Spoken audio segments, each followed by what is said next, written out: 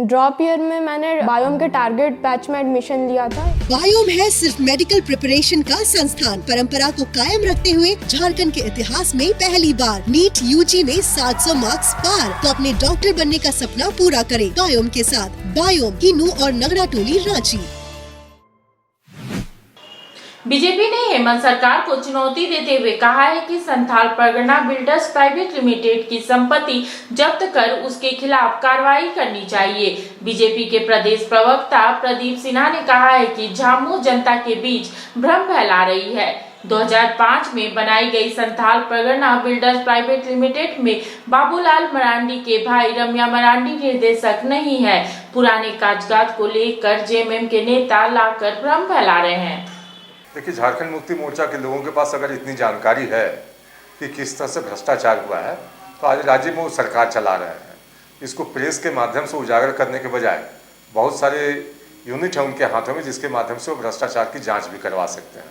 सरकार के एक आदेश पर मैं समझता हूँ कि पुलिस का महकमा भी और जो एंटी करप्शन ब्यूरो है वो भी इस मसले की जाँच कर सकती है। लेकिन चूँकि उनके हाथ कुछ लगा नहीं है, सिर्फ दिखावे के लिए वो जिस तरह से प्रचारित करने की कोशिश कर रहे हैं कि बाबूलाल मरांडी जी भी इसमें संलग्न हैं, तो आज उन्होंने तो कह दिया कि सरकार को बयान देने के बजाय कहीं ना कहीं कार्रवाई करने की आवश्यकता है। अगर कुछ गलत है तो कार्रवाई करनी चाहिए। और हम भारतीय जनता पार्टी के कार्यकर्ता तो यह मान के चलते हैं कि भ्रष्टाचारी कोई भी हो उसके खिलाफ यह मुहिम रुकनी भी नहीं चाहिए। इसलिए झारखंड मुक्ति मोर्चा लोगों को सलाह है कि आप जो सबूत है आपके पास उसको लेकर जाएं, जो संस्थाएं आपके अधीन है उसके माध्यम से जांच करवा कर देख लें। देखिए, ये कंपनी पंजीकृत हुई 2005 में और कुछ वर्षों तक वो कमेटी में थे, और डायरेक्टर हों या जिस भी पद पर हों लोग थे। बाबूलाल मरांडी जी ने भी इस बात को स्वीकारा है। लेकिन कुछ समय के बाद वो लोग उस व्यवसाय से अलग हो गए। उसके बाद की सारी चीज़ें जो आज सामने आ रही हैं कि कौन लोग उसमें इन्वेस्टर हैं, कौन उनके सहयोगी हैं, तो सारी चीज़ों से पर्दा उठना चाहिए। और भारतीय जनता पार्टी के माध्यम से इतना ही कहना चाहूँगा कि उनके पास अगर पुख्ता सबूत हाथ लग गया हो तो हाथ कंगन को आरसी क्या, उनको तो जांच कराना चाहिए। क्योंकि उनके हाथ अगर ऐसा लगता है कि तुरुप का पत्ता हाथ लग गया है तो जांच करवा कर पकड़े लोगों को, जो लोग भी इसमें दोषी हैं। भारतीय जनता पार्टी किसी भी भ्रष्टाचारी के साथ ना तो खड़ा है ना खड़ी होगी। कार्रवाई करें, उनको चुनौती है कि कार्रवाई करें भ्रष्टाचारियों के खिलाफ।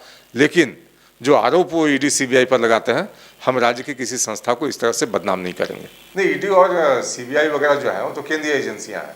लेकिन अगर राज्य के अंदर जिस तरह से खनन घोटाला हुआ, जमीन लूटे गए, अगर राज्य की इकाइयां हाथ में हाथ धरे बैठे रहे और भ्रष्टाचार मुख्यमंत्री के नाक के नीचे होता रहे, वो कुछ एक शब्द भी न बोले, तब केंद्रीय एजेंसियों को हस्तक्षेप करना पड़ा।